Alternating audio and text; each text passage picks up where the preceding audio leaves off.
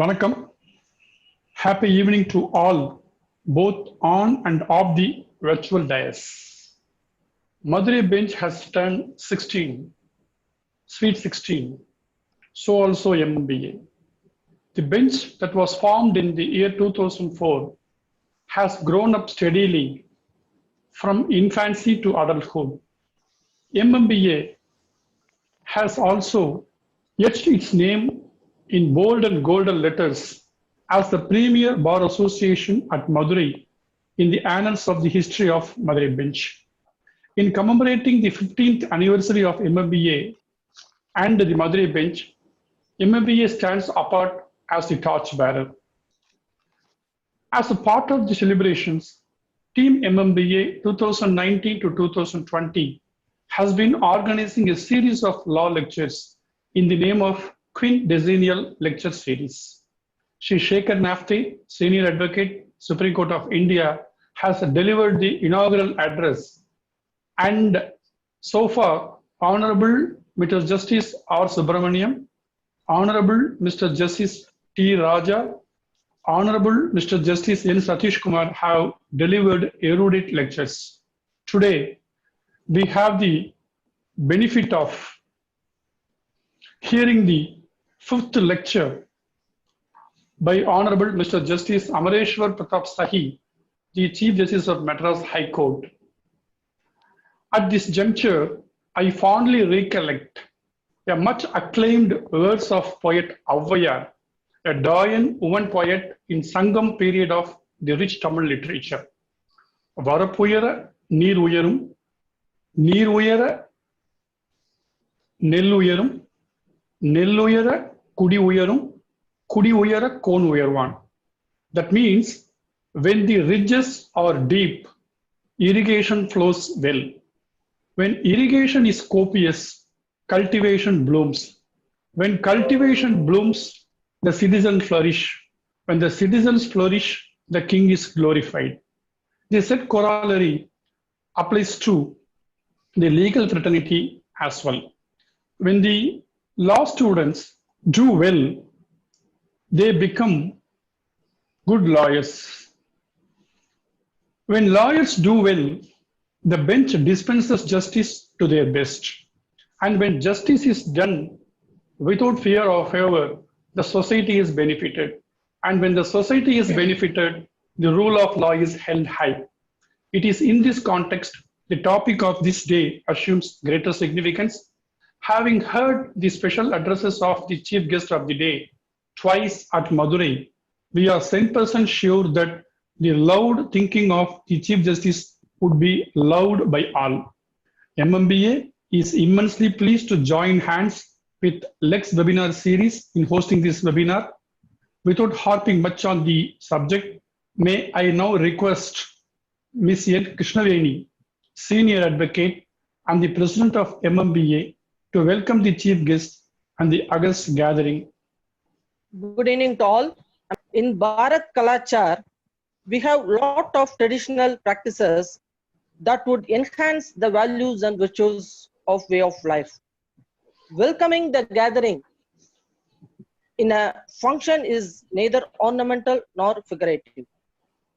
After COVID-19, the scenario of entire world community has dispensed with the Western concept of embracing the greeting with the gesture of using the folded hands by saying Namaste as Vanakkam in Tamil. In virtual gathering, the participants are perceived as unison. In this backdrop, I welcome Team MMBA, its officers, members of the executive committee, and the participants who have gathered here virtually. I also welcome the honorable judges of the Madras High Court to this momentous occasion. I welcome the judges from the subordinate judiciary and all the designated senior advocates, learned counsels, and the young members of the bar to the webinar lecture. By his special address, our chief guest is all set to enlighten the occasion with his enriched wisdom in philosophy and law. I wholeheartedly welcome Honorable Mr. Chief Justice A.P. Shahi to this lecture series. Before handing over the floor to the chief guest, I request the General Secretary of MMBA to briefly apprise the audience about the Chief Justice. Good evening to all. On 24th September 2004, Honorable Justice A.P. Sahi was elevated as Judge of Allahabad High Court, and it is a matter of pride both for the Chief Guest and for the people of Tamil Nadu that the warrant of appointment of the Chief Guest was signed by none other than Dr. APJ Abdul Kalam, the then President of India. In November 2018, our Chief Guest was appointed as the Chief Justice of Patna High Court, and he assumed the office of the Chief Justice of Madras High Court in November 2019. Justice A.P. Sahi was graduated and enrolled in 1985. He practiced in civil and constitutional matters. His graduation was in philosophy, and that is reflected in his thought process, judgment, and discourses. None other than our Chief Justice can do better justice to the topic. And MMBA takes immense pleasure in presenting the 5th lecture of Queen-Decennial Lecture Series. Saint Thiruvalluvar, in his epic couplet called Thirukural, has written the virtue of person who are dispensing justice. Couplet number 542 reads as follows: Van nokki valum ulagellam, mannavan kol nokki valum kudi, which read in English as follows: The earth looks up to the sky and thrives, and mankind to King's rod of justice. As the creature of the world look upon the rain for survival, the citizen of the country look upon the baton for justice to all. And our Chief Justice is befitting example for this saying of the saint. With this note, I hand over the forum to Mr. Srinivasa Raghavan, co-host of this webinar series and one of the member of our advisory committee of MMBA. Thank you, Mr. Ilango. Justice delayed is justice denied. Justice deferred is also justice denied. I don't want to stand between justice and the audience. May I now request Honorable Mr. Justice Amareshwar Pratap Sahi, the 29th Chief Justice of Madras High Court, to deliver the special address on the topic of the day. Thank you very much, Mr. Srinivasan. And good evening, everybody who is now connected with me through this virtual court system that we have now adopted. This system of communication has now established that all barriers have been overcome, and direct natural justice is being realized through this system of communication. So this communication also itself is a manifestation of the principles of natural justice. The word justice occurring again with the word natural, as you see, itself explains that this is what actually man aspires for. This is the minimum. And we begin today by remembering that justice is an abstract notion. It is something which is realized by the manifestation of certain rules and regulations which man has formulated for himself to discipline himself, meaning thereby that the concept of justice through the means of law is an end to be achieved, which you can say only when there is some conflict. So this is the foundation of the thought of today's topic, where the means and the end, in my opinion, have to be just. It is not only the end of justice, it is not only the achievement of the end as justice, but it is also the means, that is the law, which have also to be just. The reason is justice has to be achieved. There is no doubt about it. That is the ultimate aim of every law. But the means to achieve justice have also to be just. Justice cannot be achieved by devious methods. And therefore, I would begin by referring to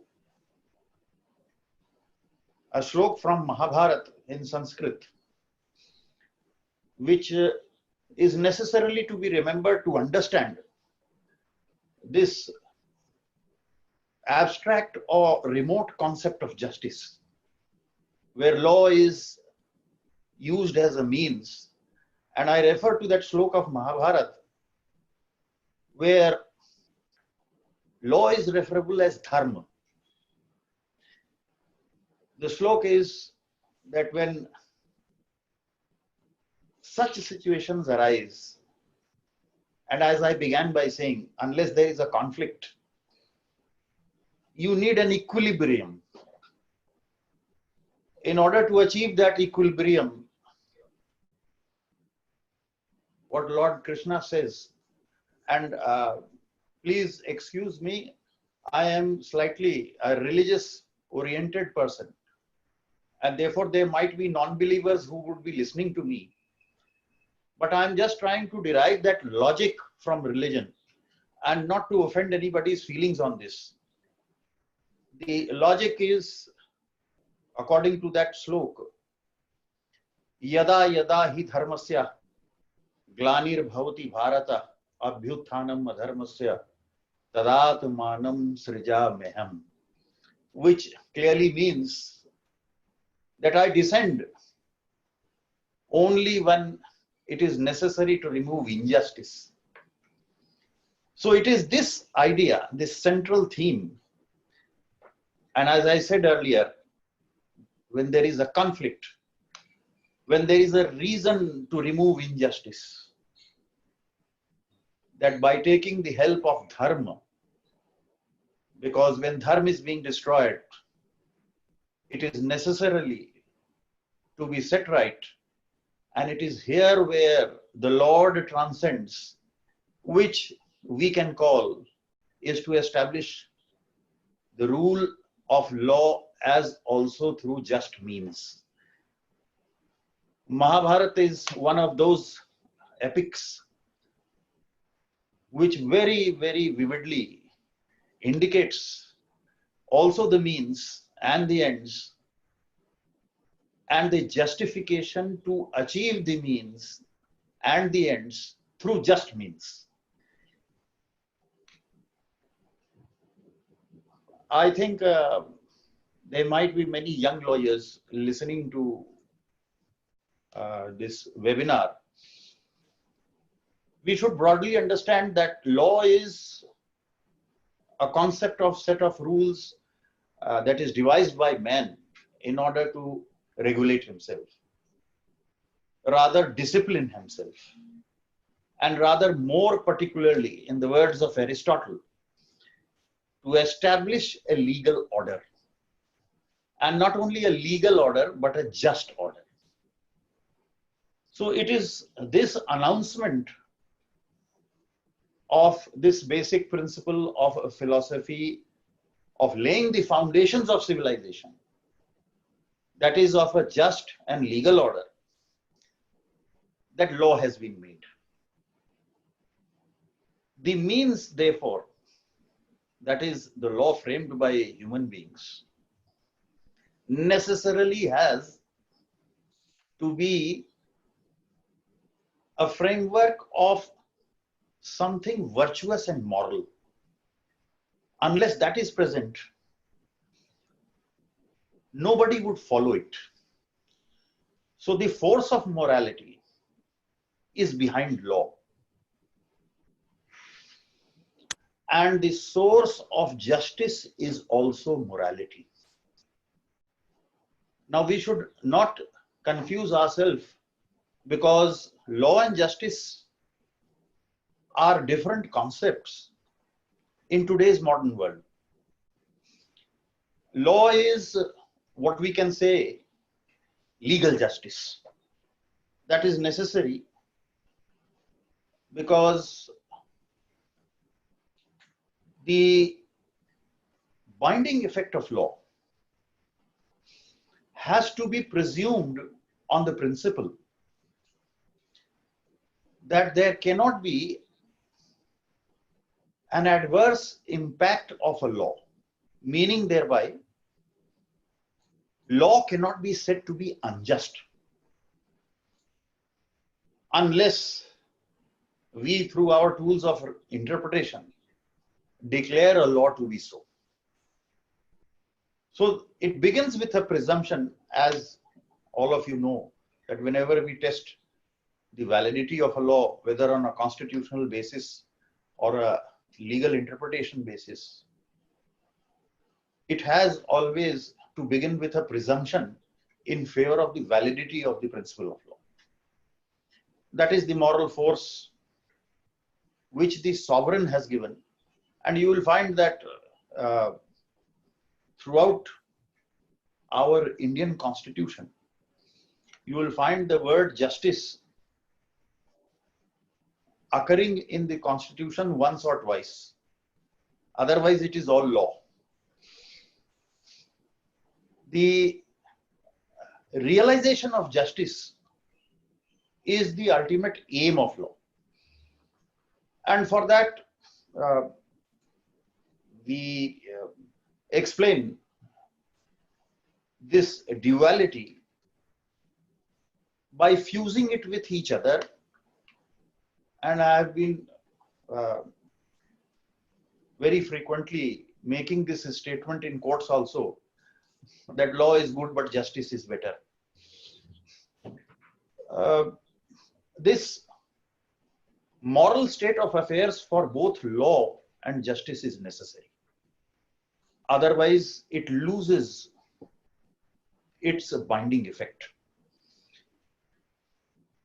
I think many of our lawyers would be conversant with the theories of distributive justice and corrective justice. Yes, Milord. They are meted out through law. But yet they are called distributive and corrective justice. These legal concepts, when they fuse together, that is made possible only through that moral force. And it is appropriate to presume that whatever laws we impose on ourselves is only to achieve the ends of justice. Nobody creates a law for injustice. So therefore, what I would say is that law is the tool for eliminating injustice. Justice as understood according to law. There is yet another very interesting topic on this, which many of our legal and social scientists have adopted. Justice as a means through law, and justice as a means even without law. Without law. Yes. So there are many philosophers and scientists who have said on this, said a lot about on this. But the fact remains that all these theories, like the flow of rivers merging towards the sea, all these legal principles merge into that ocean of justice. There is yet another interesting thing about justice, which I came to know through during the years of my practice, and also read about it.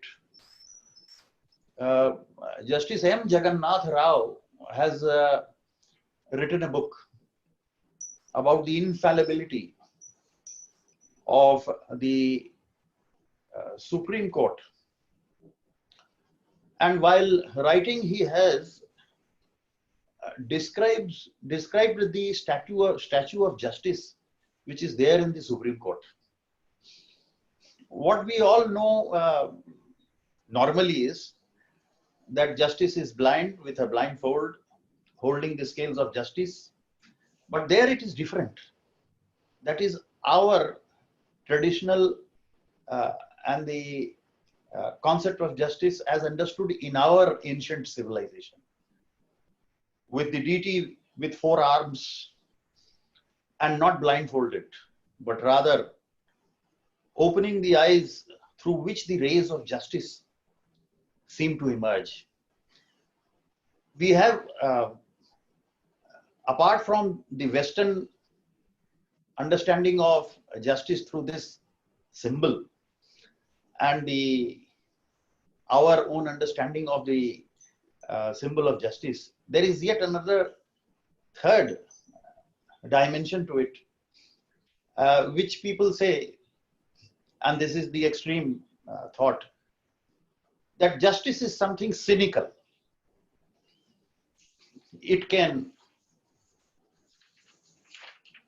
go either way. And as we say in slang, either it is my way or it is highway. For this, we have to understand some recent trends in modern times. It was there when we go to the United States prior to its independence and even after independence. We had the Wild West. We have seen history, and the medieval age was full of barbarism, in spite of religion being at its height. We have seen many more systems of civilization, and in this age of freedom, we have seen democracies, communist countries, monarchies still surviving.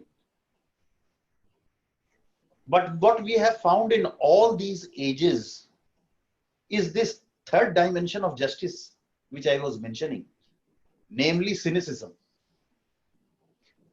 Even today, and in our society, even though very rarely, we have instant justice.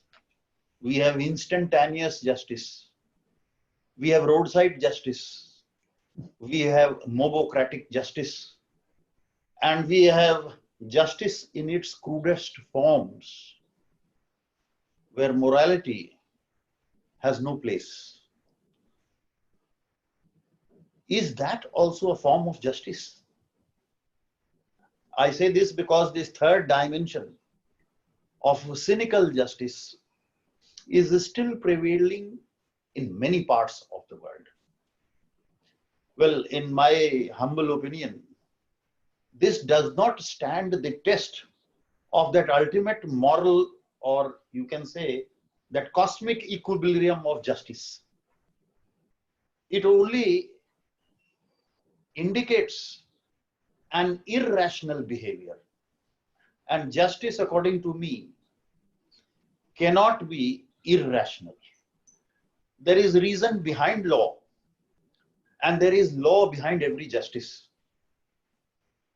So to conceive of a justice through unjust means, as I began earlier, is, in my opinion, not the correct way of trying to find out justice. Cynicism, therefore, only leads to what we can think of in a tyranny or an anarchy.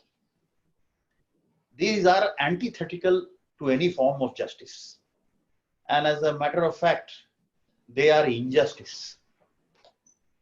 So what we have to understand is that these are various modes, the various means to achieve something which man wants to be ultimately satisfied with. It is an ultimate form of satisfaction, that sense of achievement that comes in you, and that is what has been delivered to every man, what is due to him. It is this satisfaction which can be said to be achieving of the ends of justice and through just means. I will now slightly switch over to certain elements that have been described or that have been enunciated by various people. And this is for the younger lot to understand. Whenever they find time, I think they must have read the trial of Warren Hastings in legal history. If they go slightly deeper into what Edmund Burke was trying to explain to the House of Commons, it was nothing short of the concept of justice. And it was only through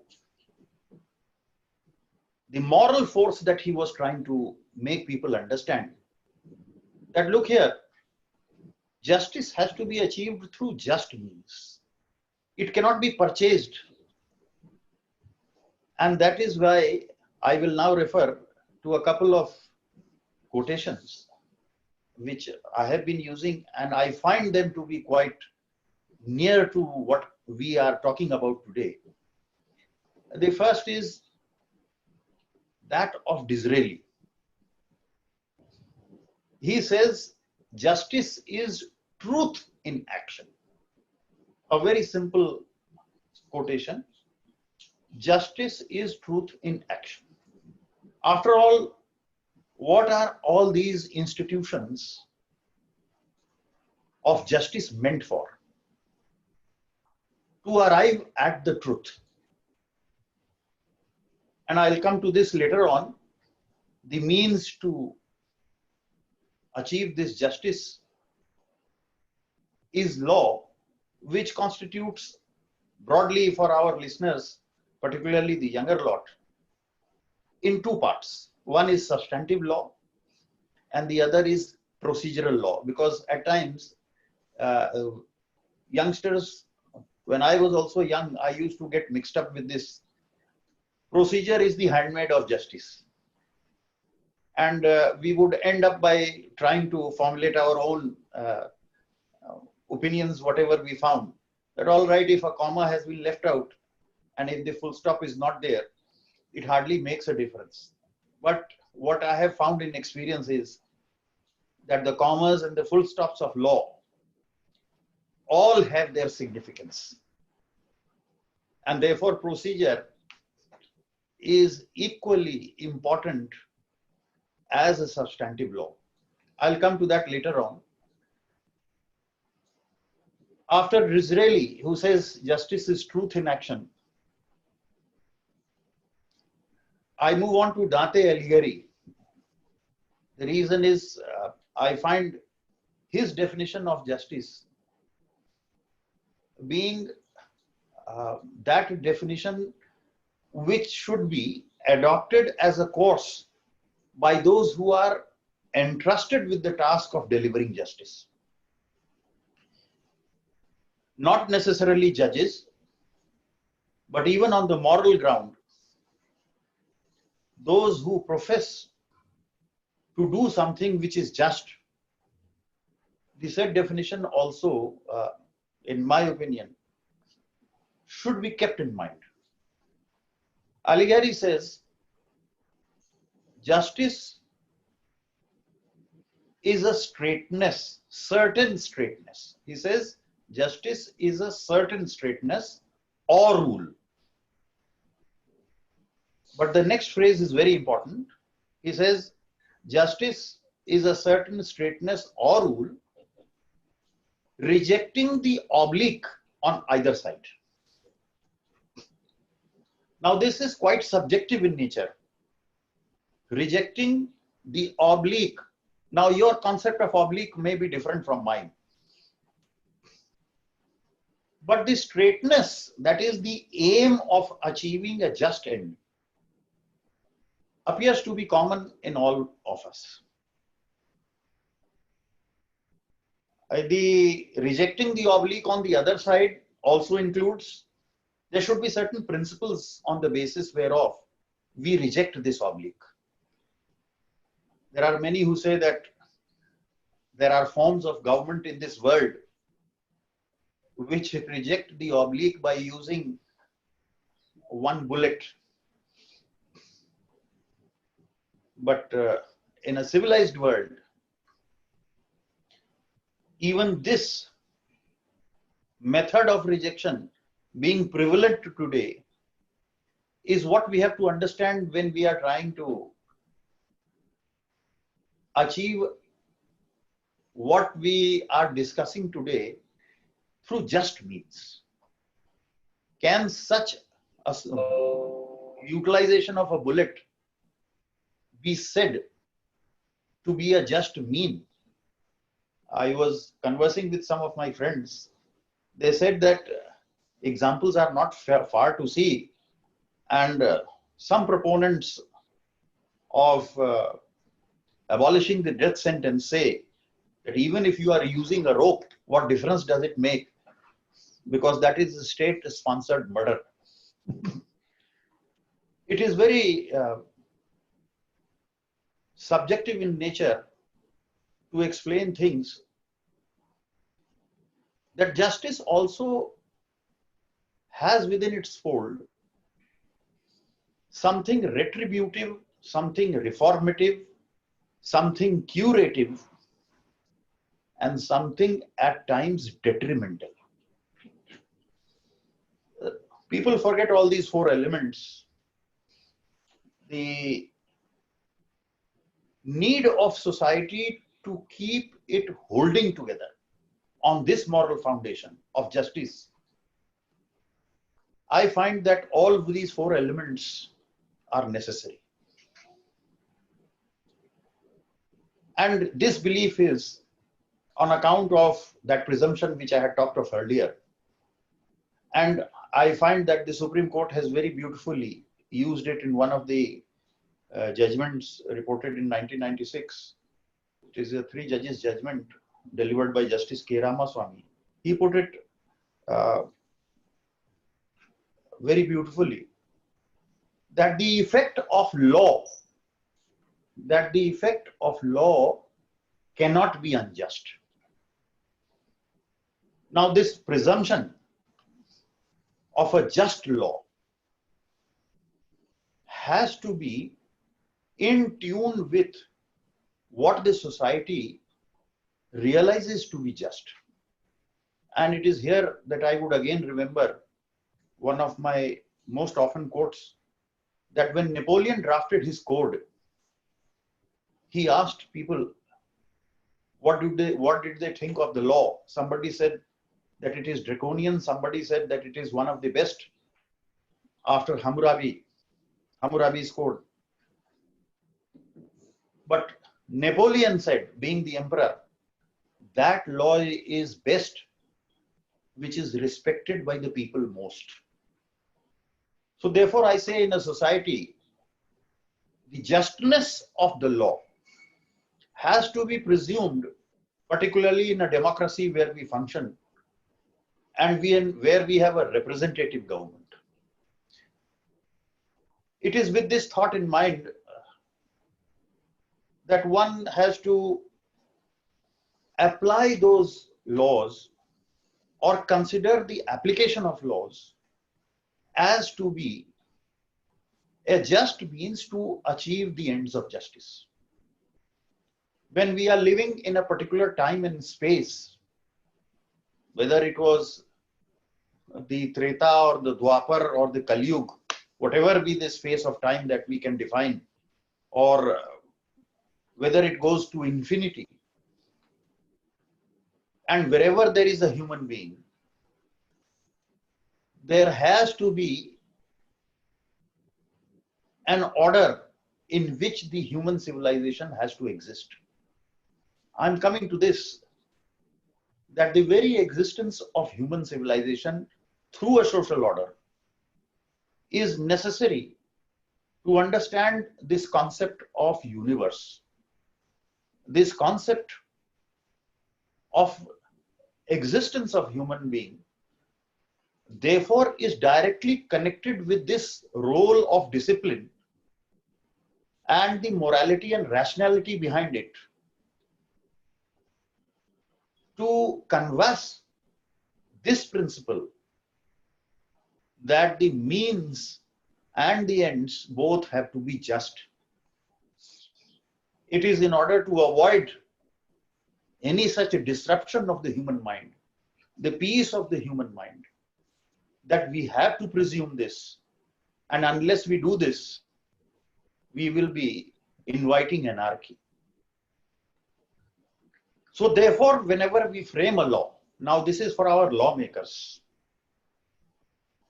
the law should therefore always furnish for a just foundation.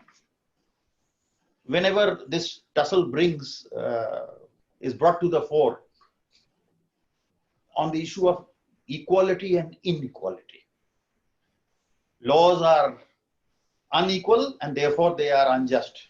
I also at times quote George Orwell. Some animals are more equal than others. This is the oft quoted sentence of George Orwell. These quotations come up, these thoughts come up in every age. It is not only that we are talking about it only today. And that is why I began with that slok from Mahabharata. And even today, look at the biggest democracy of this world, the United States of America, with its minimum amendments. The Constitution very proudly pronounces, even though in practice it is something else today, but it says we have to achieve what? The pursuit of happiness. Now that element of happiness will be possible only if you feel satisfied, if you feel that there is a just order, if you feel that you are being preserved and conserved carefully and you are being looked after by society carefully. Well, as I stated earlier, today, in today's time, in order to, as Mr. Raghavan pointed out, justice delayed is justice denied, and all these things are there. But we should never forget that at times, any form of quick, feverish, or swift action, which is based more on a public cry or an impulse or even on a compulsion arising out of a particular situation, cannot be said to be a just means to achieve the ends of justice. That is, in my opinion, a complete miscarriage of justice, as we use the connotation. Now, I'll come to the second part of it. This was dealing with the concept of justice, law, the concept of morality, the concept of rationality behind law, the concept of reason has to be there behind law, and therefore, it is that concept which fulfills the ends of justice. But what our younger generation needs to know more about today is that equally important is the role of procedure to achieve the ends of justice. This role of procedure is important. The reason being, when we talk of discipline, when we talk of order, rather a larger concept within which civilization thrives, then you have to have simple rules, and the younger generation should realize that there is even an etiquette of how to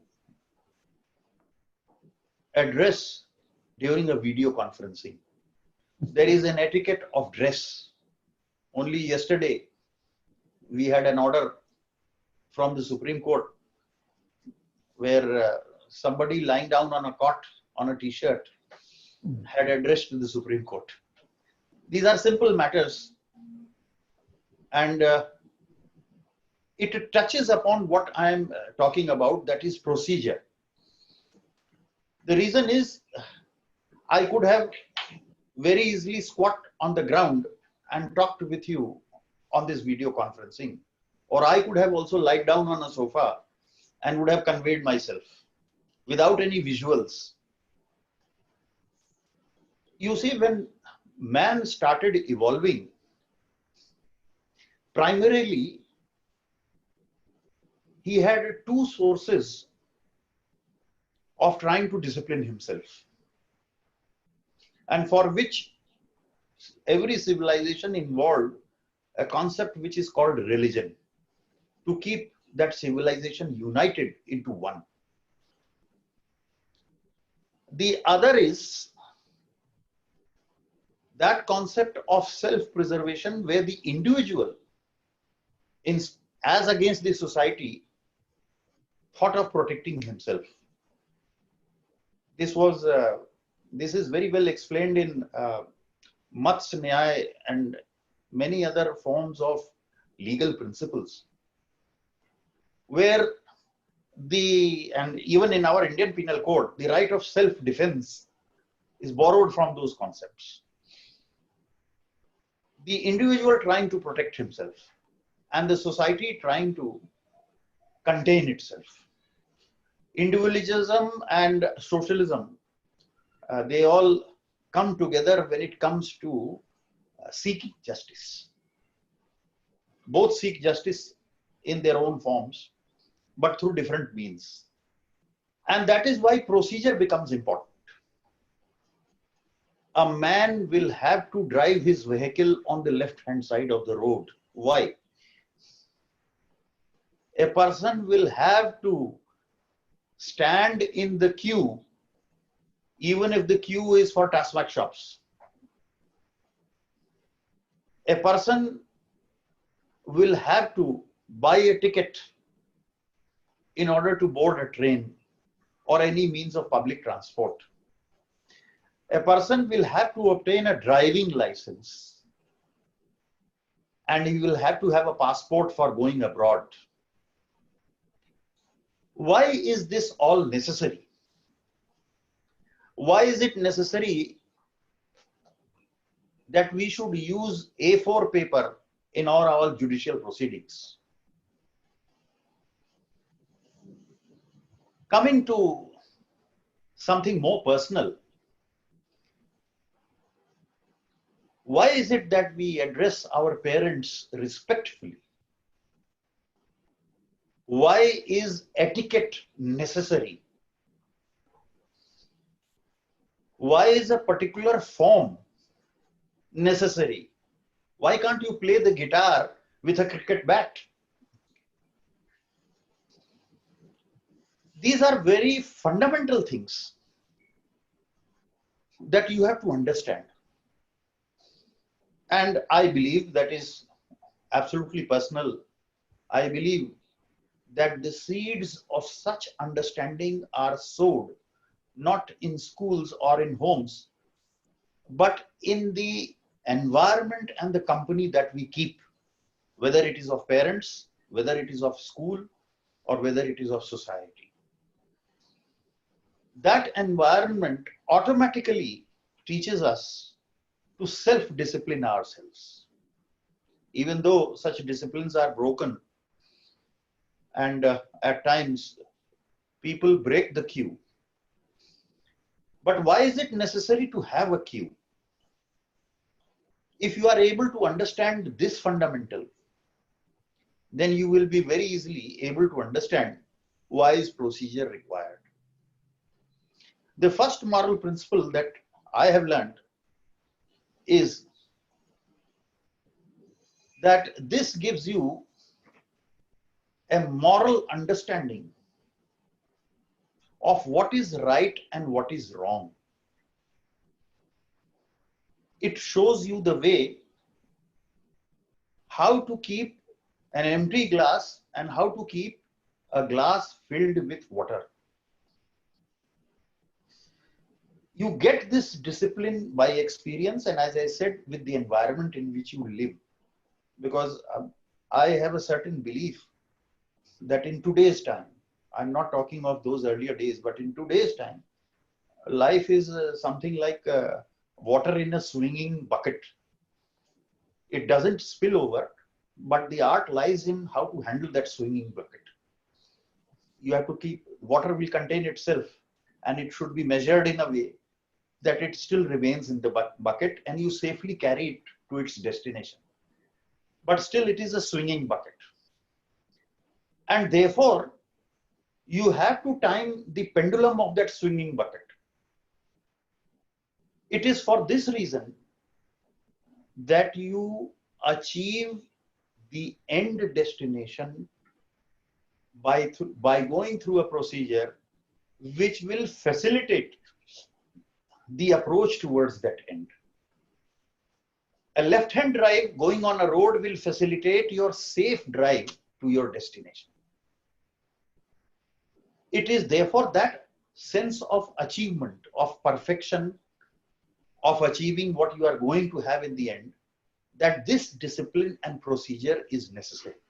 So the youngsters have to understand this, that we have all this procedure in place only for the reason that nothing goes haywire and everything appears to be in order. You must have seen the gavel being used, order, order all the time. It is only for that reason, because justice flowers where there is tranquility. You can't have the theories of justice being discussed where swords have been drawn on a battlefield.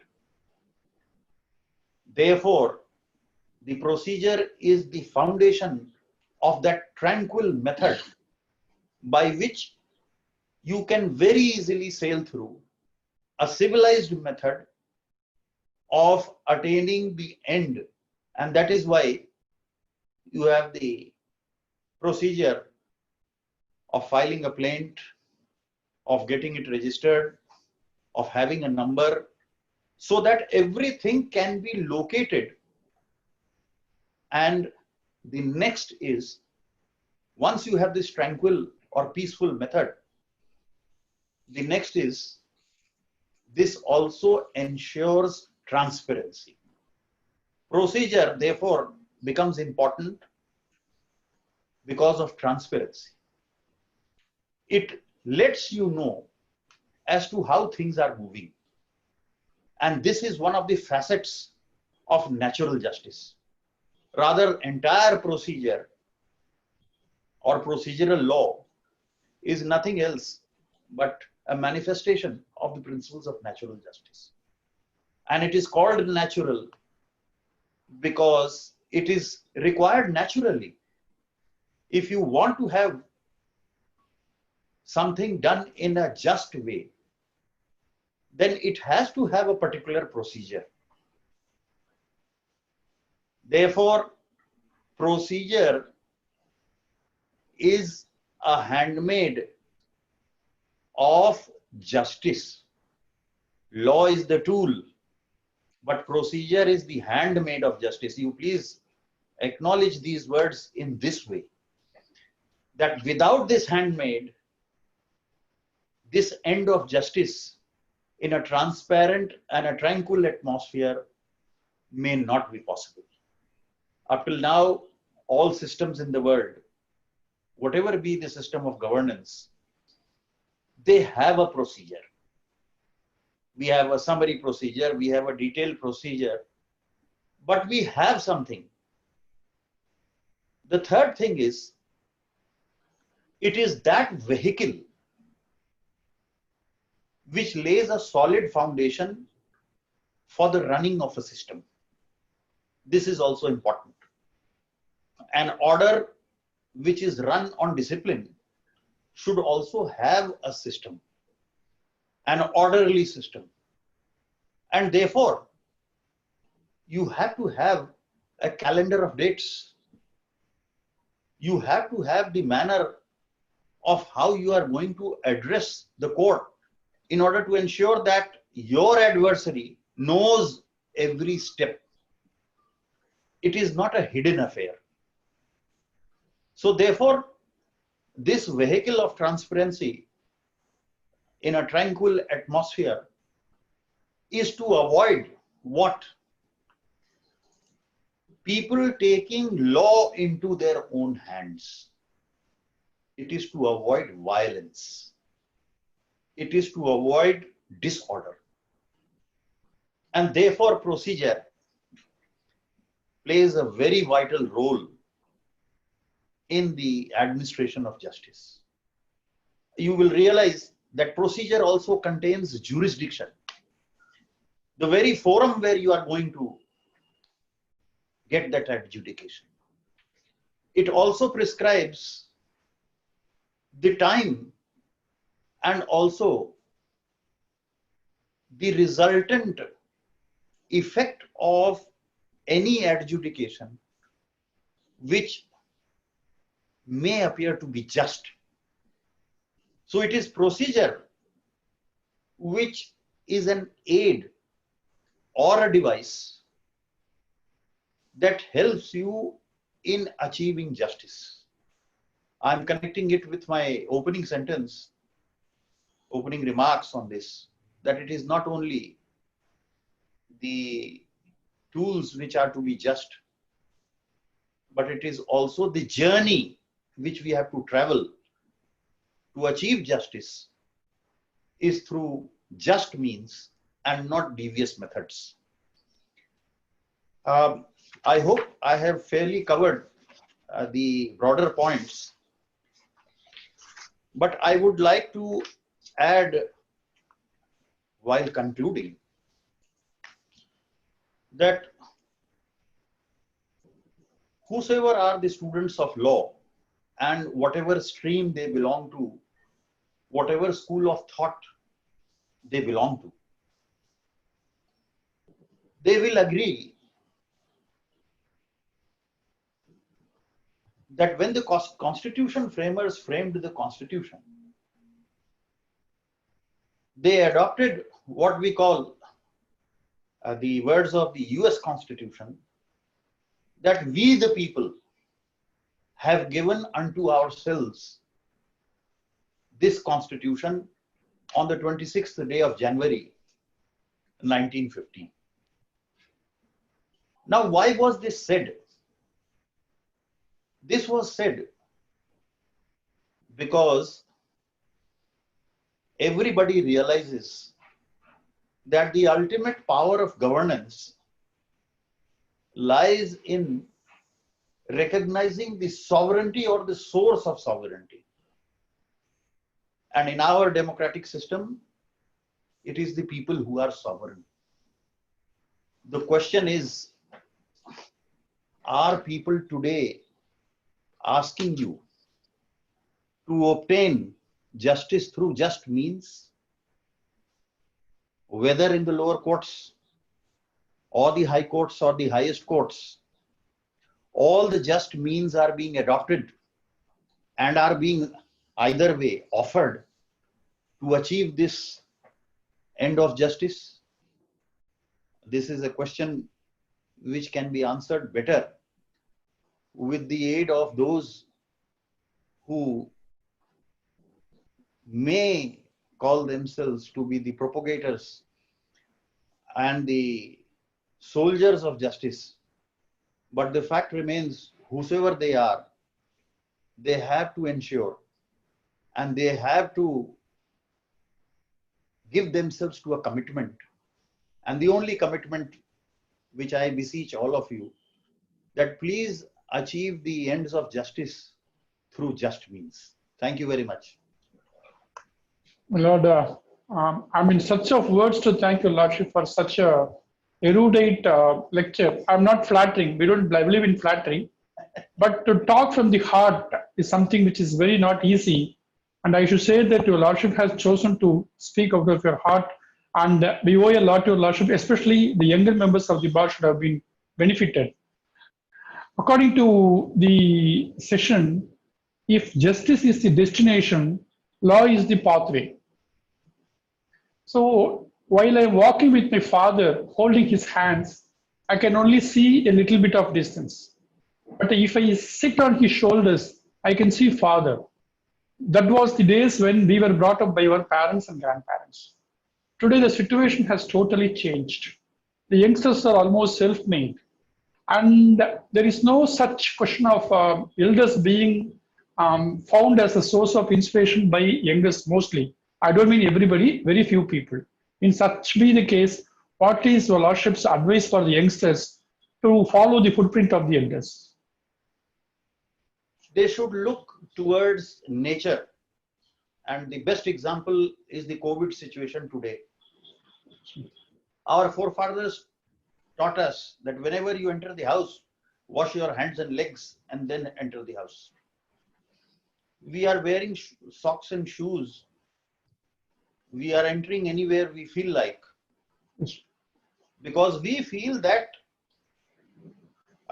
please don't mind my saying so, I am protected. Whether others are protected or not, it is my least concern. So with my socks and shoes, I am protected. Let others see my shoes of what quality they are. This attitude, and that is why I said environment has a very great impact on the upbringing of a person. We have been imbibed with certain sanskars, what we call sanskars. Sanskars. Yes. And the lesson of moral science is not being taught in schools.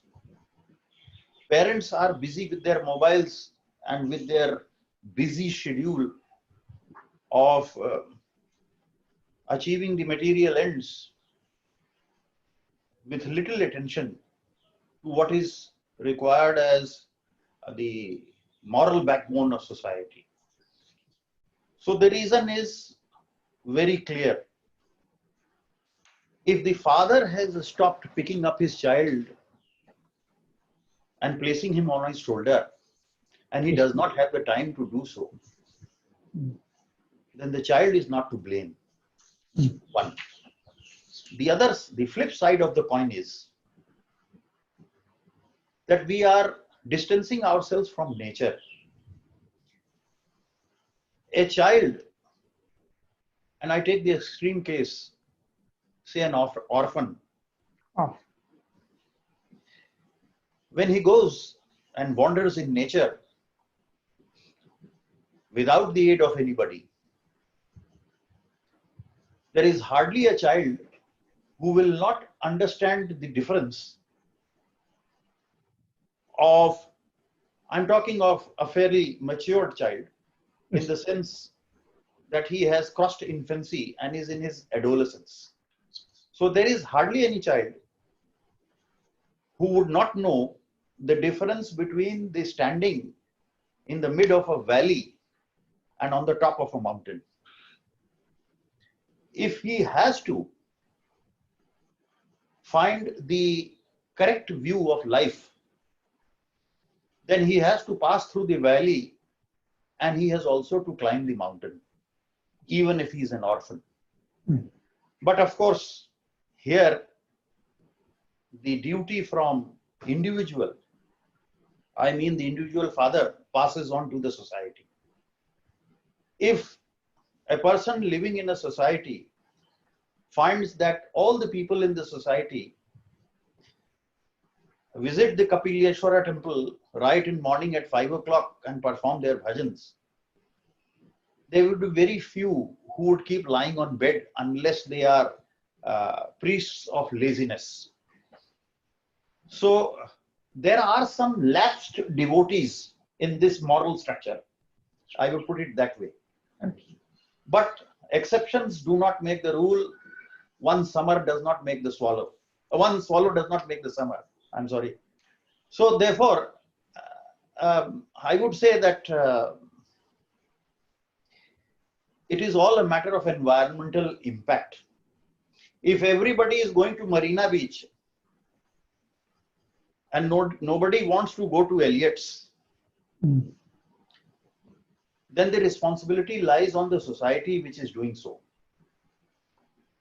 So as I said earlier, in the case of an individual, if the father has stopped making his son climb on his shoulders and does not find time for it, then it is not the child who is to blame, but the parent. Fair to me. So therefore, child is the father of man. We have to be content with that. I will take it to the extent of the rules of current practice of advocacy, juniors and seniors. Yes, ma'am. There are many seniors who cannot afford to have many juniors. But such seniors can come together at least once a month and impart something to those juniors who do not have the opportunity to have the umbrella of seniors. Yes. Such a method can be evolved, which is known as continuing legal education. But nonetheless, there are methods by which we can resolve this. Yes. And the father can still make the son climb on his shoulder. Yes. Yes. I understand. To Lordship permission, shall I move to the younger members of the Marble to raise questions before going to Yes. the judges? All Yes, are sir. welcome. I request Ms. Sella Vishalakshi Yes. to ask a question. Good evening, Your Lordship. Good evening. Thank you for that enlightening lecture. So, Your Lordship, my question to you today is with respect to the anomalies that arise owing to the lack of review and revision of statutes. So often we find both in criminal law and civil law. For instance, I'll take the Indian Penal Code. The quantum of fine that was fixed in 1860 for most of the sections, that is still in force. But however, there has been so much inflation over the years, and right now the value of money is also appreciated over the years. That was almost 1.5 centuries ago. So what is your opinion on this, Your Lordship? Because I personally feel that the entire exercise of having alternative quantum of fine is completely lost. Okay. I've understood your question. And now, since you are one belonging to the new generation of lawyers, please keep this in mind and ask this question to others also. Rather, put this question in different forms to others also. But I will tell you something which is very necessary to understand. When we deliver justice, we try to find alternative punishments. This is what the statute provides. You are referring to the quantum, but I'm referring to the more jurisprudential aspect of it. Either this or both. This is how it is put. My personal opinion is, and it may be the opinion of others also, I do not know. We find for alternative punishments, but we hardly find, please mark my words, alternatives for punishment. What the law prescribes is alternative punishments. this much or this much with fine or this much fine alone. These are only alternatives of punishment. You are absolutely right. Whenever you put this question, I will be happy if you carry this debate further in the words that I have told you, that when it comes to deliverance of justice or application of law, whether it is archaic or whether it is modern law, what we are doing is we are finding alternative punishments. We should move towards theories and practice both. And here lies the responsibility of our lawmakers, law framers, Law Commission of India, or even the Parliament, and even the judiciary itself. Because now, with the proactive role that we have taken unto ourselves, there are alternative punishments provided. But at times, you must be having a look of this in some stray judgments, that instead of punishment, some other alternative is given, which is a form of retributive or reformative justice. Quantum, therefore, to my mind, may not be that important.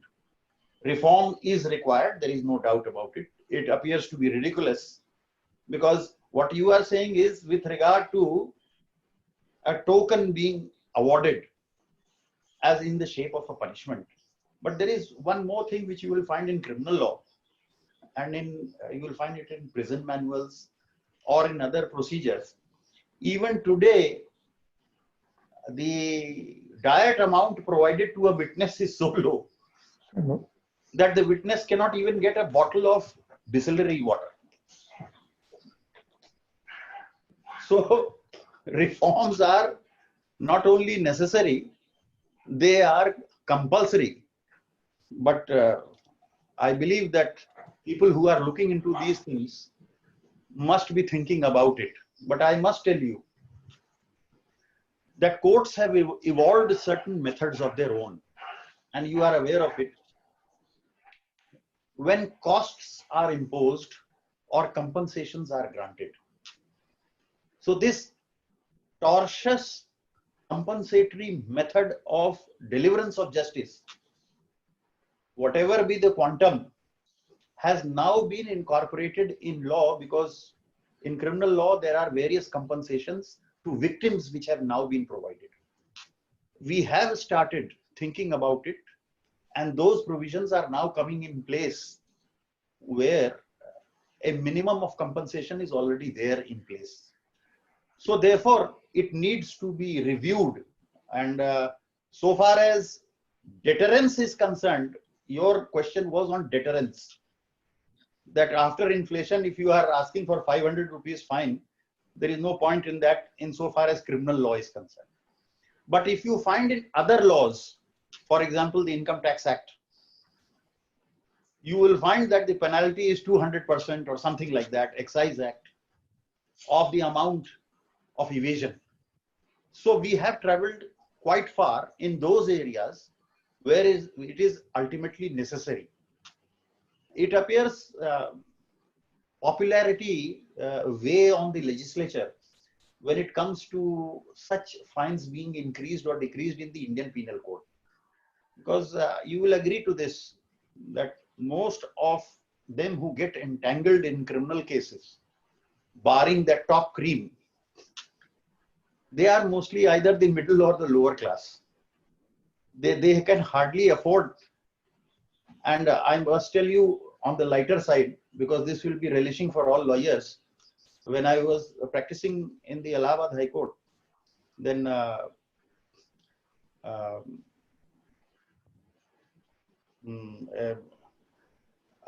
client arrived on a rickshaw, and he alighted, and he asked the rickshaw puller to wait for him, that after he meets his lawyer, he will come back and engage him again to go back from where he had come. So the rickshaw puller just asked him that, please be quick, otherwise I will be losing other customers. He said, no, I'm coming in 10 minutes. He kept his promise.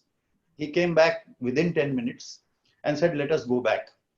He went back, and then since there was no contract as to how much was to be paid, he asked the rickshaw puller, how much do I have to pay you? The rickshaw puller gave a reply, you are coming back from your lawyer from the High Court. Whatever is left in your pocket, give it to me. Quantum part has to be remembered everywhere. Thank you. That's an interesting answer, Megad. Yes. Next, let I move to Mr. Muthucharan. Good evening, my lord. My Good evening. question to you is this: Yes. justice cannot discriminate. Indian Yes. courts in today's time are seeing a steady increase in commercial litigation, but this does not mean that other disputes are not on the rise. The population boom coupled with other factors like increased awareness means that all sorts of disputes are increasing, not just commercial. With this in mind, it is my understanding that it is these other forms of disputes that best represent the plight of the common man. My lord, how are courts, according to you, performing an adequate role in India to balance the two to ensure equitable justice is administered? The role of? Are courts performing an adequate role in ensuring that commercial disputes are balanced with other disputes to ensure administration of equitable justice? You are right in your question. This boom in the nature of litigation has seen different dimensions. And I'll tell you from my own experience as a judge and as a Chief Justice from the data which are available and which are real data. You see, what has happened is that the attitude of every litigant has changed. He does not want to hover around in courts and wait for long in order to get a decree from a court of law. So therefore, there is a sharp decline in civil litigation, pure civil litigation. But what has happened is that there is a steep rise in criminal litigation. All civil matters, whether it is the cancellation of a sale deed, is now being given the shape of fraud and all these things, and 419, 20, 467, 470, 468 is now being utilized for pressurizing somebody to get around that sale deed. So this is the trend which has changed. The result is increase in criminal litigation. The second is unemployment and the vagaries of youth in these modern times have given rise to criminal activities of different natures. And you are very well aware of this, that one of the most difficult crimes to solve these days are cyber crimes.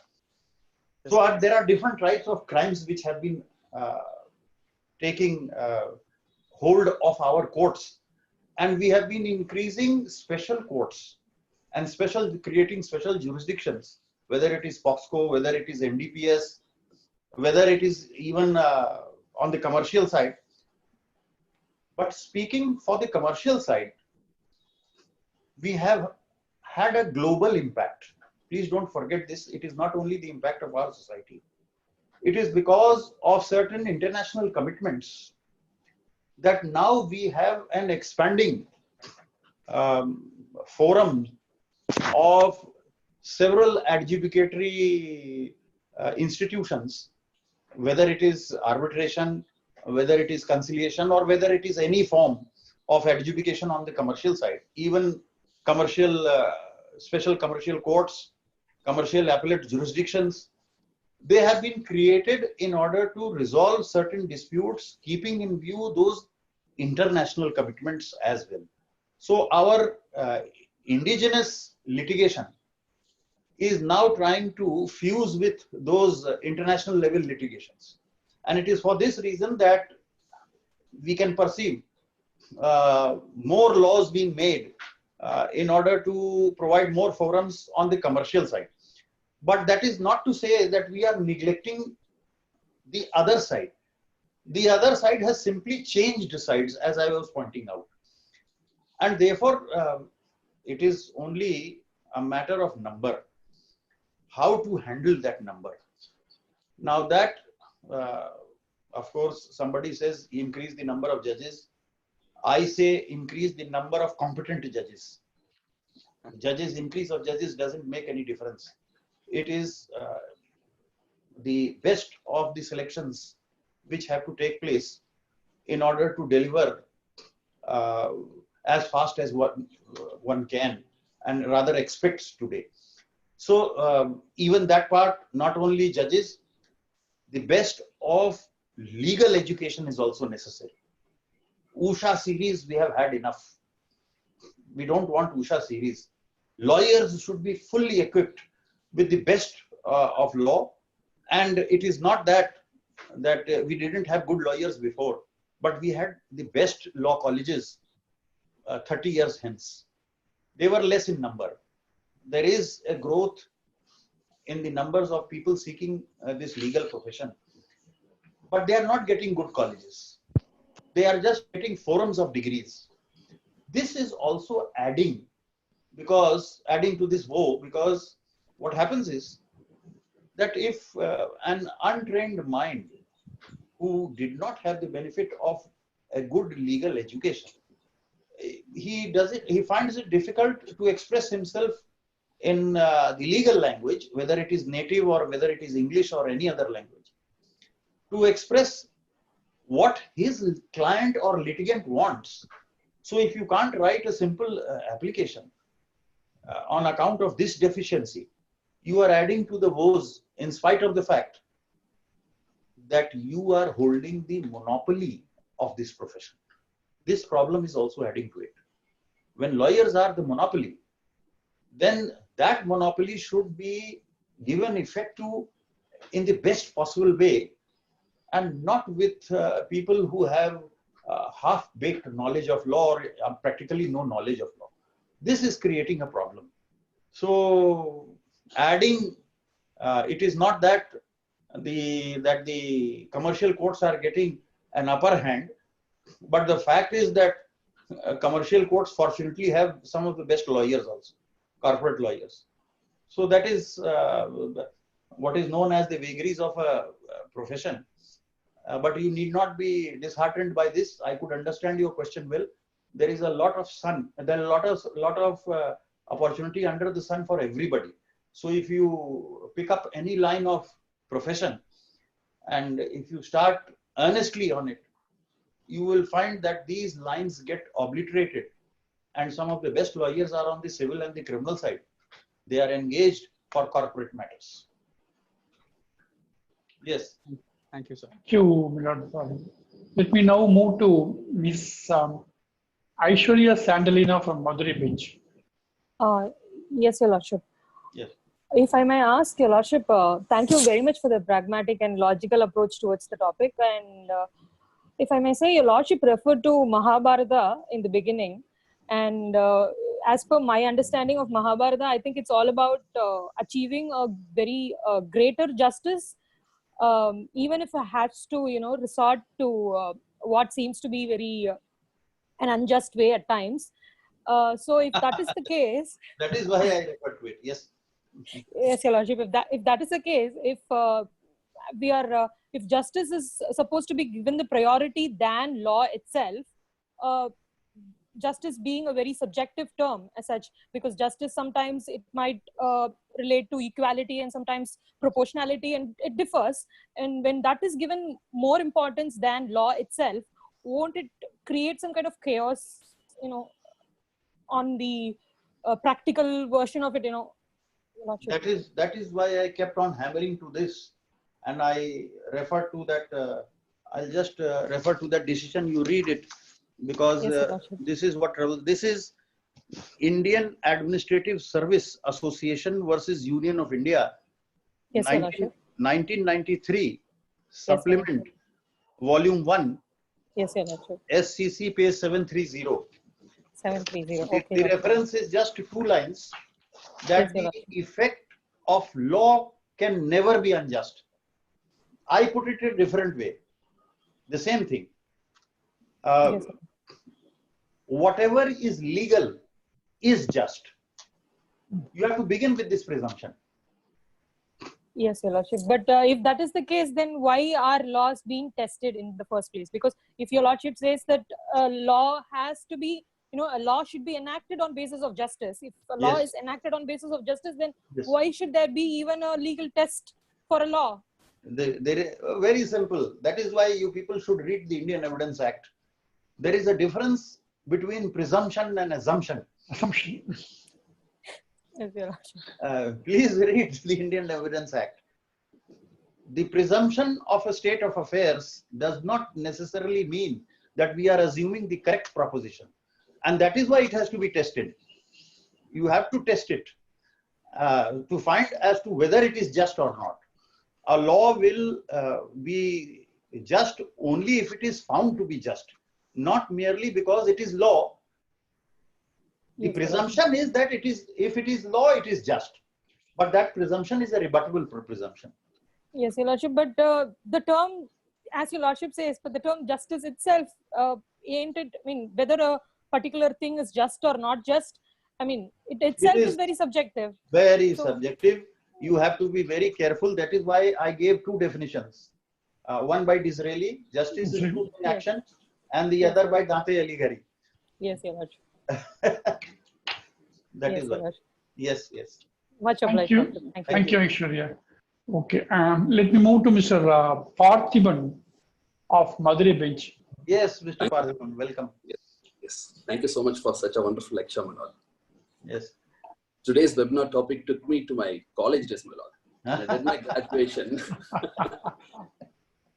When I did my graduation, my jurisprudence teacher gave me an assignment about social utilitarianism. Okay. While doing research on the topic, I came across a book called Law as a Means to an End. Famous book by Rudolph. Yes, Rudolph. Yes, yes, you are right. When explaining about socialistic ideology, Rudolph expresses that the purpose of law is to protect an individual and a societal interest. Yes. Whereas, when comparing to the past era, today we are introducing many new laws to cultivate discipline among us. Yes. Yet, the crime rate is just increasing exponential, my lord. So my question is, my lord, is law protecting us, or we are introducing many such laws to protect the law from us?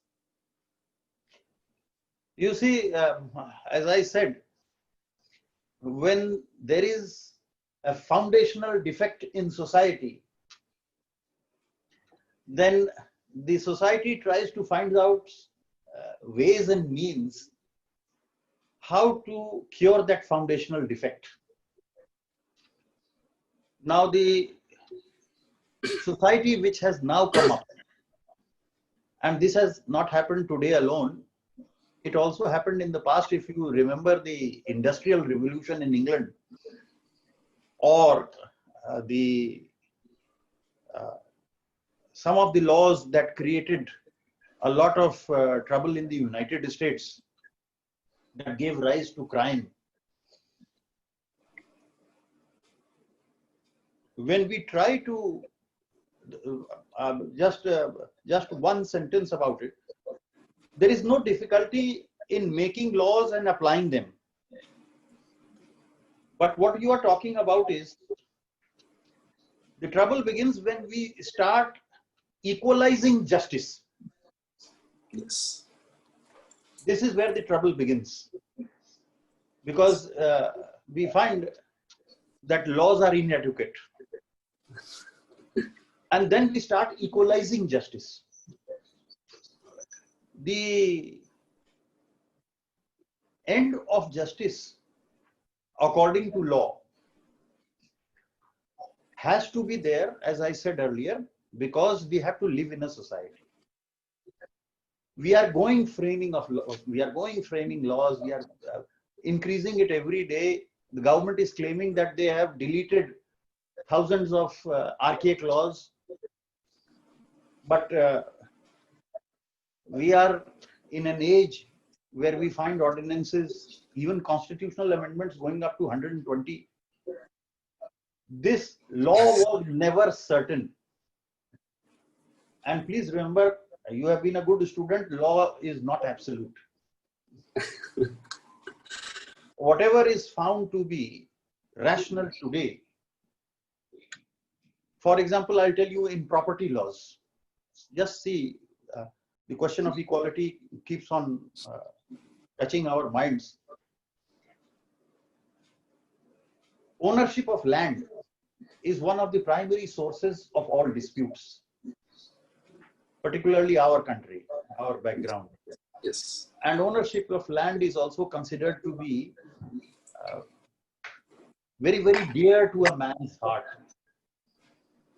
And it is with this end in view that the policy of socialism, of distributive justice, particularly of land reforms, began in our country right at the beginning with the abolition of zamindaris and rayats and all these things and distribution of land. But you just see, there were two laws broadly framed for the equal distribution of land. One, in all states, we have the Rural Land Ceiling Act, where it is prescribed that an individual or his family can own certain amount of land. The rest of it is declared surplus and then distributed to landless people. Then came the Urban Land Ceiling Act. How long did it survive? You people keep on arguing the Urban Land Ceiling Act. How long did it survive? So when it comes to this, the people do say that we are working under the sovereign will of the people. But one cannot say whether they did it with the sovereign will of the people or they did it with some other motive. So therefore, laws, even in today's context,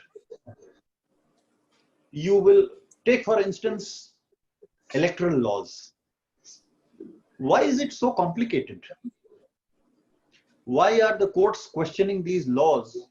And why has the Supreme Court stepped in with directions under 142, calling upon the Speaker of an Assembly to do his duty, when prior to these decisions, the action of the Speaker was unquestionable in a court of law, constitutionally protected. But still, why is this being done? The reason is too many laws, too many confusions. Simplification of laws. You just imagine, I do not know whether the Law Commission of India is functioning or not. I do not know as to whether any debates and seminars are being organized for deleting those laws which are absolutely unnecessary or are further complicating issues. If that is done, this job of courts to interpret laws, to find them as to whether they are just or unjust, their constitutional validity, all these things can be reduced, because one of the reasons which I understand today is, in this background of global impact, that things are changing so fast that our laws are not changing to that speed. That is not compatible with it. And we still lag behind. So this discussion, the formulation, the implementation, and then the forums being provided for it, it takes so long that by the time we make a new law in order to supplement the old one, we find this new law to be quite old as compared to others. So this law-making agency, which of course is the legislature, in my opinion, should spend more time and more effective time in formulating laws to an extent that they do not provide with this opportunity of litigation. Not to say that the lawyers are to be put out of business or the courts are to be closed, but to say this, that please marginalize it to an extent Yes, by yes. by trying to uh, understand what has been interpreted by the higher courts or what is being talked about even by academicians. You just imagine, I'll give you just one illustration. There cannot be anything more precious than fundamental rights. Yes, yes, ma'am. And there cannot be anything more precious to us as a matter of law, the Constitution of India, Exactly. mother of all laws. Yes. But did you see how Keshwanand Bharti was argued? Keshwanand Bharti was argued on the strength of a talk delivered by Professor Conrad Dietrich in 1965 in the Banaras Hindu University as to what is the basic structure doctrine. Mr. M.K. Nambiar requested Professor Conrad to allow him to use that article. And so did Palkiwala when he opened his arguments in the Keshwanand Bharti case. In Golaknath, it was used by M.K. Nambiar. In Keshwanand Bharti, it was used by Mr. Palkiwala. Both of them, Yes. they were unable to find any other law. And they got it from Germany. Because the German constitution has in it the eternal clause. That is what is known as basic structure of the constitution. So just look at us. Our constitution makers and lawmakers and future lawmakers, God knows what they have in mind.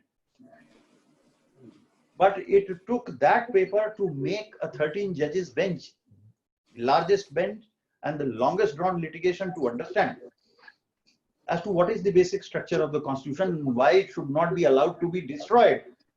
Because when law is destroyed by the lawmaker, then the lawmaker becomes a lawbreaker. Exactly. So we have to go that deep to understand every piece of legislation, every ordinance, as to whether this has been made with the intention of settling the law, or is it in order to generate something or protect something which cannot be otherwise protected under the normal law of the land.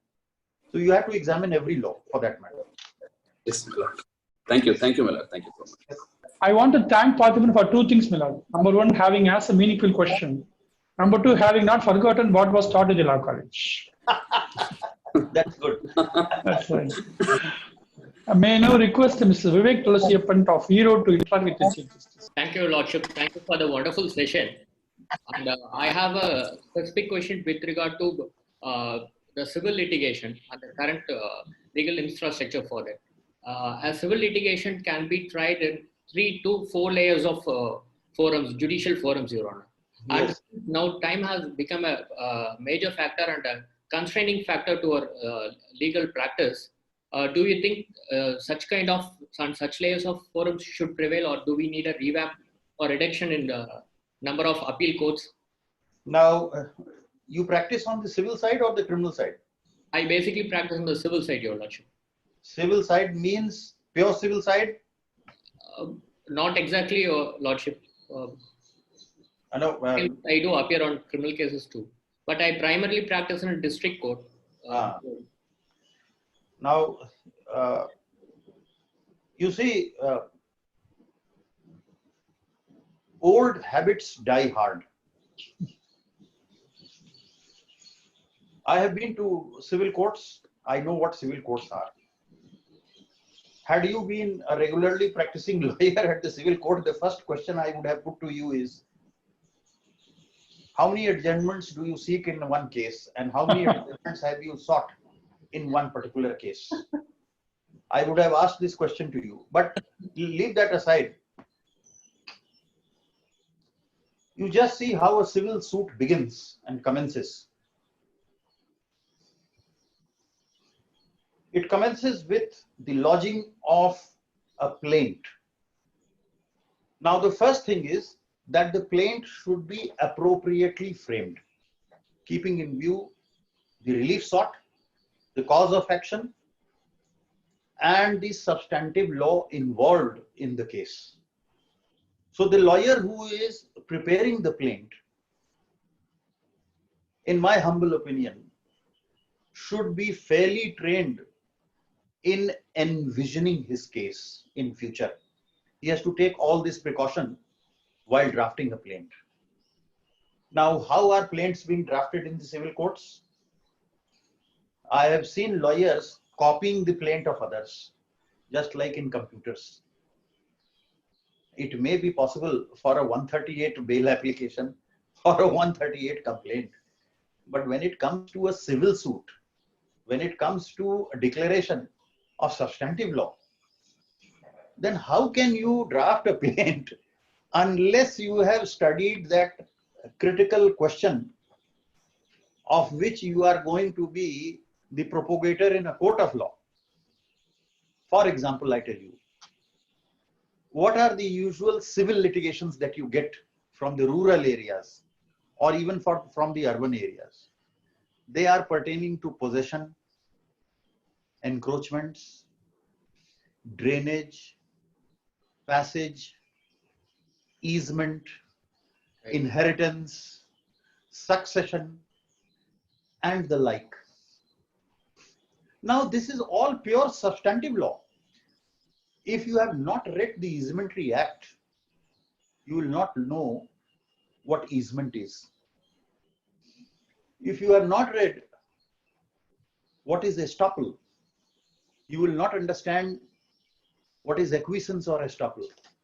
If you have not read what is evidence, you will not be able to make your plaint pliant with whatever possible evidence may be thrown against you. It is a matter of, you see, just like an army general. He plans the war on his war table. He does not fight it out and then plans it. He plans it on the war table. So a lawyer's room is the war room. And there he has to plan it.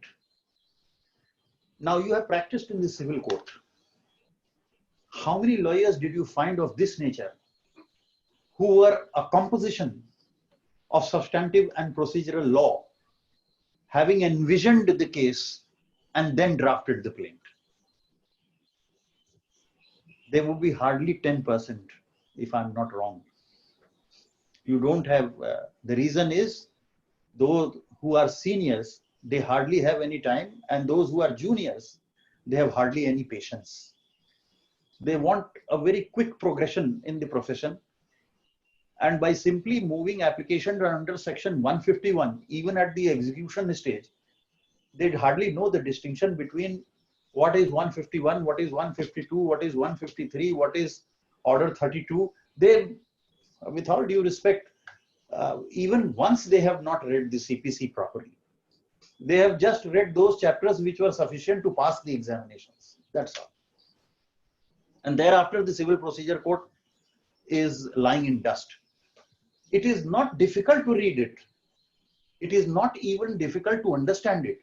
But it is certainly a matter of effort to apply it. When it comes to application, you have to be careful where to place what. So this, neither is there any training of drafting, nor is there any training of understanding the law before setting out the plaint. Now the very foundation, if it is missing, what do you expect?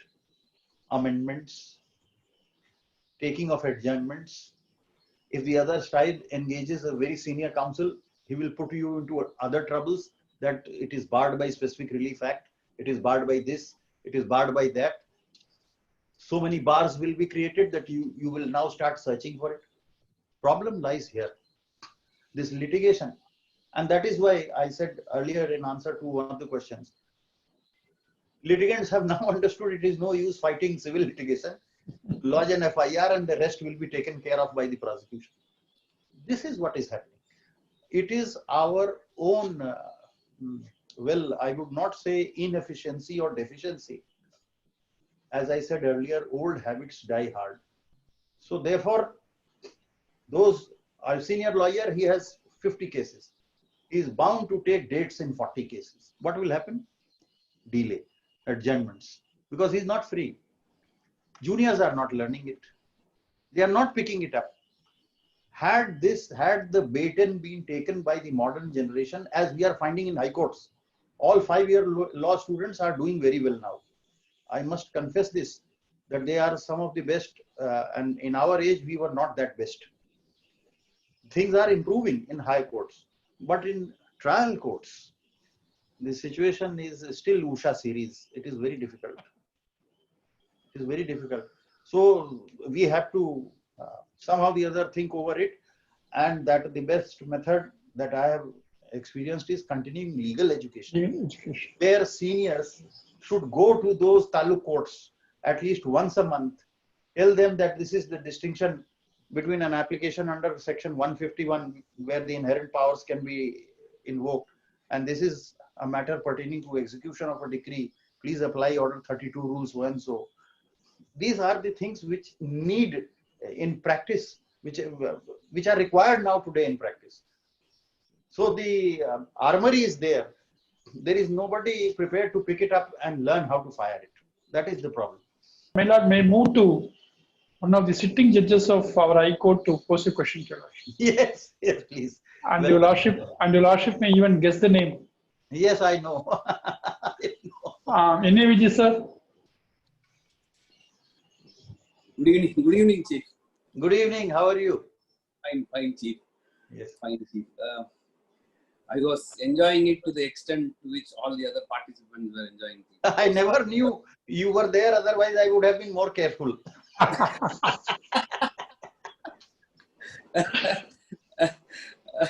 was also listening like a student, Chief. Yes. Just redolent with what was stated in our Dharma Shastra.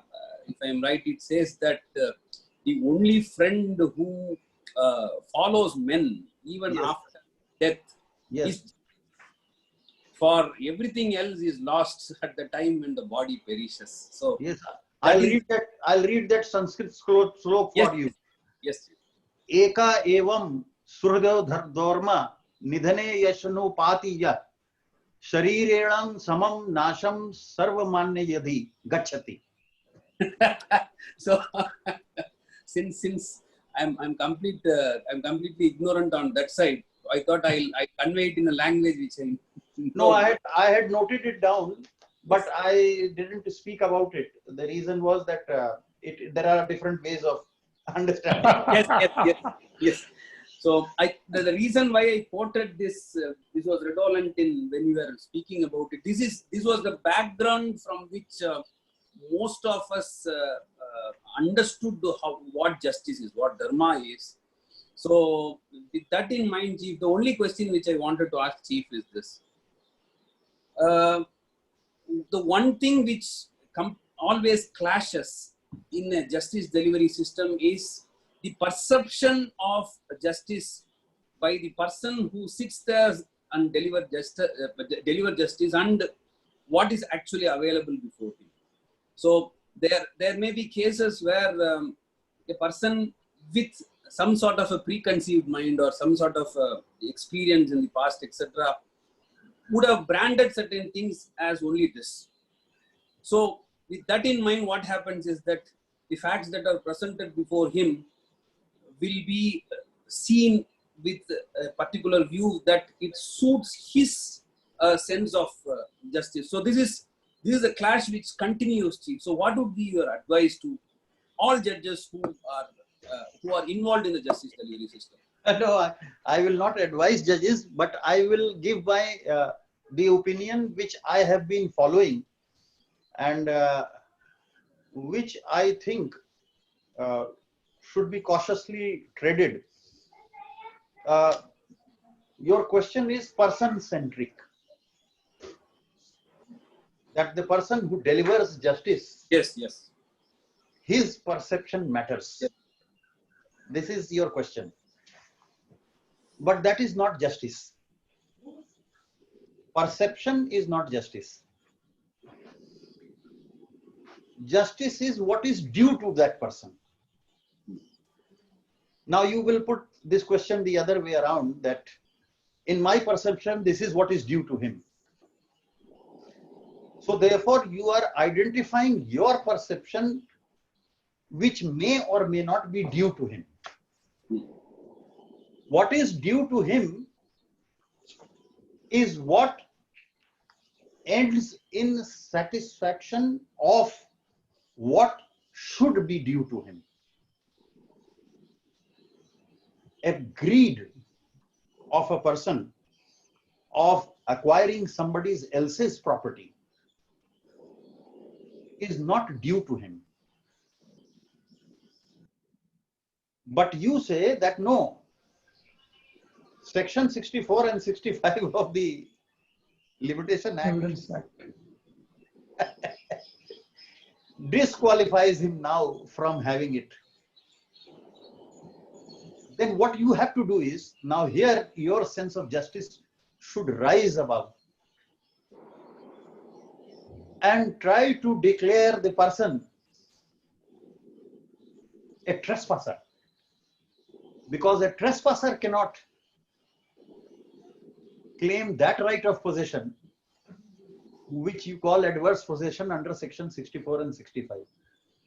If you read that judgment which has been recently delivered on adverse possession, this slight distinction has been left to save grace.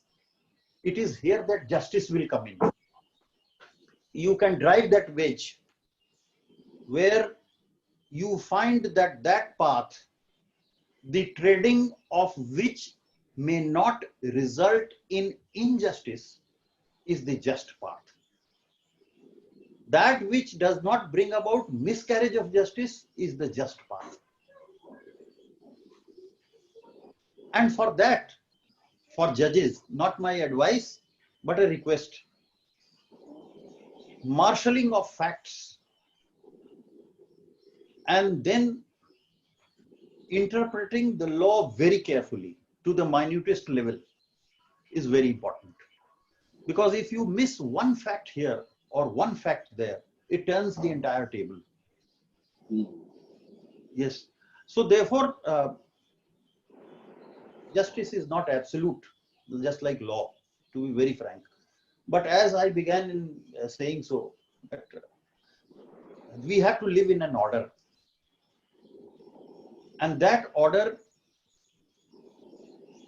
equality of law, what is pronounced in the Constitution, you can't have a different law in a different situation and a different law in a different situation. But while delivering justice, the same law can be applied. For example, in criminal law, there are different levels of punishment for different activities. Now that is justice.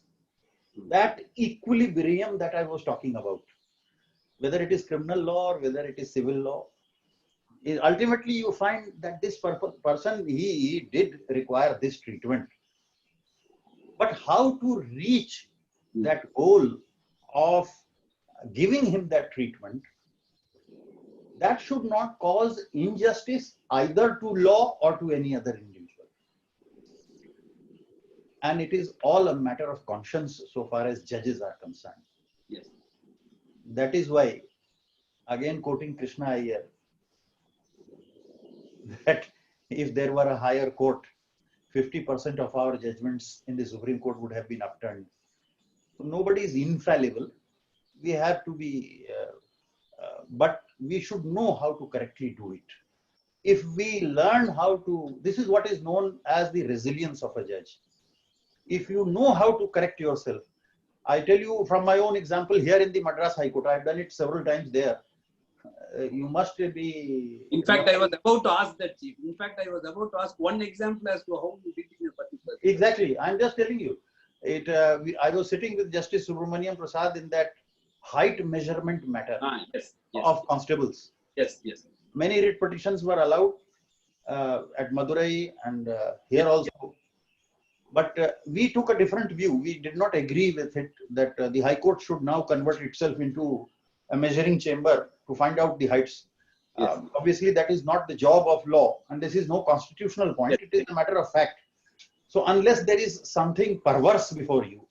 Now here, the idea which persuaded us was that unless there is some perversity pointed out, stray examples cannot be utilized, and you have to separate the wheat from the chaff. So we dismissed a writ petition.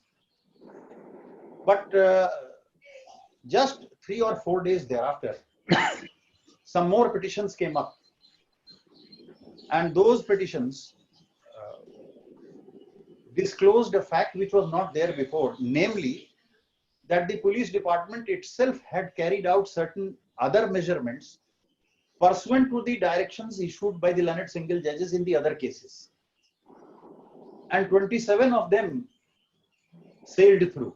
Their height was found to be correct. Correct. Now, when we saw those results being tabulated, then we called upon the learned Advocate General to verify it. And this fact was admitted in the affidavit of the state that after remeasurement was carried out, the results were otherwise. Now, this was something which you can say the perversity was disclosed, and you can also say which shocks the conscience of the court. Look at this. What are they doing?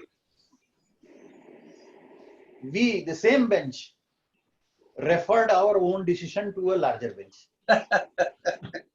And we sat in the larger bench and upturned ourselves. So that attitude, that is the path of correcting yourself. And I believe in this: practice what you preach. Otherwise, nobody is going to listen to you. Practice what you preach. Very plain and simple. And objectivity, of course, with this high ideal in mind, the slok that you have pointed out right at the beginning, nothing goes from here. It is the footprints which you leave behind. So these footprints, they are a remembrance that there have been people who knew how to correct themselves. I was just now telling one of the learned lawyers who was talking about it, of civil courts. Old habits die hard. Yes. How many adjournments have you taken? So therefore, yes. In fact, Chief, coincidentally, that was the time when I was dealing with petitions of such nature, and I felt it otherwise. But then the bench decision was against me. Thereafter, I found that a larger bench had overturned it, because every case it was half an inch and 1 inch, and it was coming flowing at the rate of 30-40 petitions a day. yes. Then ultimately, as you said that, Chief, in fact, in one of the occasions where I was sitting in holding a 482 portfolio, what happened was that a 125 order in some manner came before me by way of a challenge, and the wife was saying that this man is a DSP who is going to retire the next week.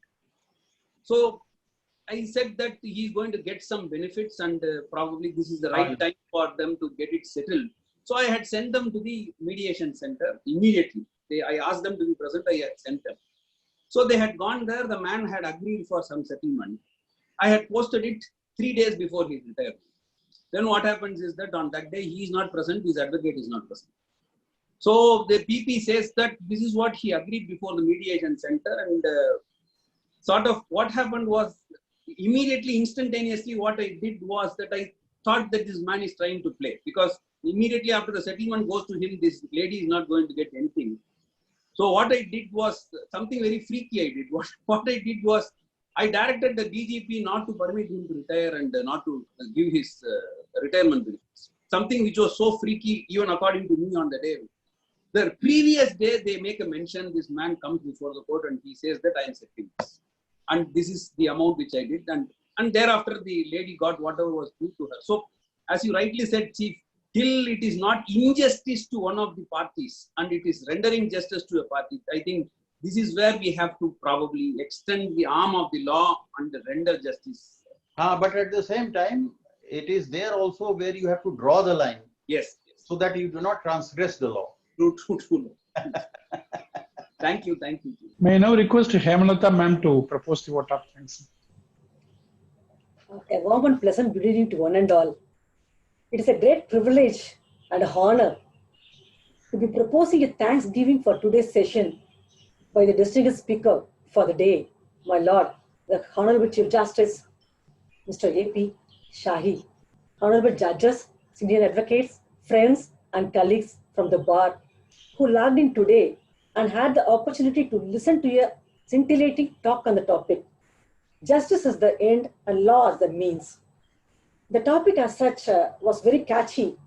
From the day we as a host started interactions on the topic of interest that can arouse and mutate thoughts into the legal mind. To be very honest, we never had the slightest inkling of thought when we shortlisted about 5 topics of interest to my lords, the Honorable Chief Justice. We were delighted when your lordship graciously consented to address us through this latest technology that has been binding us for the past few months. I should say it was a double delight when your lordship chose on the topic of today. There could not have been a better person than your lordship to articulate the views and thoughts as probing and provoking of legal mind for the topic of the day. We are thankful to my lords once again for having addressed us. It was a blessing boon in disguise. I also take this opportunity to thank all the honorable judges, Justice Vinith Kothari, Justice M.M. Sundares, Justice Pushpa Satyanarayana, Justice Vaidyanathan J, Justice R. Subramaniam, Justice Anand Venkatesh, Justice Jagadish Chandra, Justice A.D.J, who have made this occasion all the more special by logging in. I also apologize, my lord, if I omitted to mention any of the judges since I couldn't see them. Then senior advocates have been a guiding influence in the conduct of various webinars, friends and colleagues from the bar who have kept us on our toes throughout as we march towards the light of positivity and good health from this COVID-19 pandemic. I would be failing my duty if I do not thank the president of the MMBA Madurai bench, Mr. Sriveni ma'am, and the office bearers of the association, my colleague and my friend, Mr. Srinivasa Raghavan, for having been a gracious host and providing inputs for the shaping up of the session. To conclude, I thank one and all for having taken time to participate and grace this session. Thank you very much, my lords. Thank you. Thank you all. Thank you, Hema, for giving a short and precise vote of thanks. Generally, after a webinar or seminar, we leave the session with food for brain. But today, I'm sure that we leave the webinar with a heavy food for heart as well as brain also. We are grateful for your lordship's insightful thought. We once again thank one and all for having present here and the chief guest of the day for the meaningful faith. Thank you, my lord, for your lordship's time and energy. Thank you very much. Thank you.